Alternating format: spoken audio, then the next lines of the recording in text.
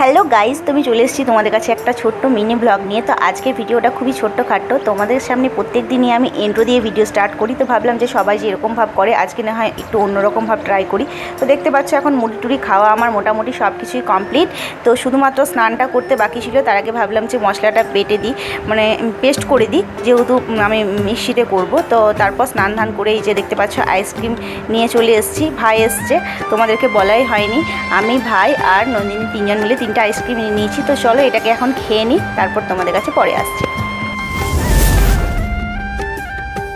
তো এখন আমার স্নান ধান হয়ে গিয়েছে, আর স্নান ধান করার পর এখানে বসে আছি। আর ভাইও চলে এসেছে, তোমাদেরকে একদমই বলা হয়নি, কারণ ভিডিও ক্যামেরার সামনেই আসেনি, পুরো ব্যাকে তোমাদের সাথে সবটাই শেয়ার করেছি। তো এই যে ভাই এখানে শুয়ে আছে, তো অনেকক্ষণই এসছেও, মুড়ি খাওয়া হয়ে গেছে, ওরও স্নান ধান হয়ে গিয়েছে। তো এখন আমি ব্যাগ গুছাবো। আর আজকে ভিডিওটা আমি এখন থেকে স্টার্ট করছি না, সকাল থেকে স্টার্ট করেছি, সেই কারণে তোমাদের সাথে আর এন্ট্রো দিলাম না। তো চলো দেখতে থাকো এরপর কী করি না করি। আর ভাই এসছে, আমি বাড়ি যাব। আর বাড়ি আমি কিছুদিন আগে গিয়েছিলাম, তো তখন গিয়েছিলাম, শরীরটা ভালো ছিল না, তোমাদেরকে ভিডিওতে বলেছি। আর এখন যাচ্ছি আমি, মানে প্রথম বছর বিয়ে হলে আষাঢ় মাসে বাড়ি যেতে হয়, সেই কারণে। তো চলো এখন ব্যাগটা গুছিয়ে নিই, তারপর সবটাই শেষ।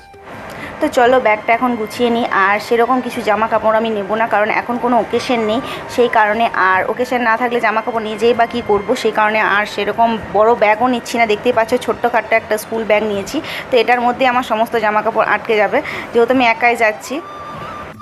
খাওয়া দাওয়া অনেকক্ষণ হয়ে গিয়েছে, খাওয়া দাওয়ার পর শুয়েছিলাম। আর গরমে বুঝতে পারছি পুরো ঘেমে ভুক হয়ে যাচ্ছি।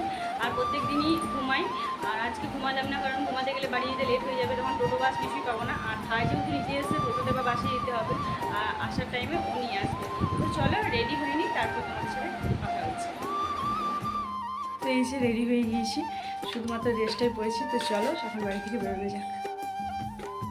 তো যখন বেরিয়েছিলাম তখন কিন্তু পুরো রোদ দিচ্ছিল, আর এখন দেখতে পাচ্ছ বৃষ্টি আরম্ভ হয়ে গিয়েছে। আর টোটোর মধ্যে চারিদিক যেহেতু ফাঁকা, পুরো ঝিট দিচ্ছিল, ভিজে গিয়েছি। আর আমাদের এই সাইডের রাস্তাটা দেখো কতটা সুন্দর দেখতে, পুরো সবুজে সমারোহ। আমার কিন্তু বেশ লাগে, তোমাদের কেমন লাগে তোমরা কিন্তু জানাবে আমাকে অবশ্যই।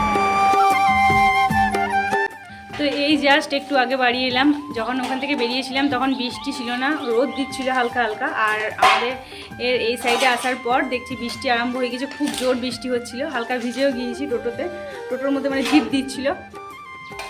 তো চলো ভাই এখন আনারসটা কাটবে, ওয়েট করছিল যে দিদি আসবে তারপর কাটবো। তো এই যে আনারসটা আমার জন্য রাখা হয়েছিল, ভাই এনেছিল দুটো, তো একটা কেটে খেয়ে নিয়েছে, আর একটা আমার জন্য রেখেছিল যে দিদি আসবে তারপর কাটবো। তো দেখো কালারটা কতটা সুন্দর হয়ে গিয়েছে, পুরো অরেঞ্জ, বেশ ভালো লাগছে দেখতে। পুরো পেকে গিয়েছে, হলুদ হয়ে গিয়েছে, হলুদ না অরেঞ্জ অরেঞ্জ কালারটা হয়ে গিয়েছে।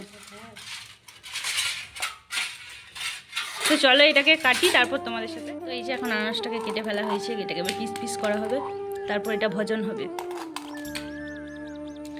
তো কার কার আনারস খেতে ভালো লাগে কমেন্টে জানাবে। তো আমার কিন্তু বেশ ভালোই লাগে আনারস খেতে।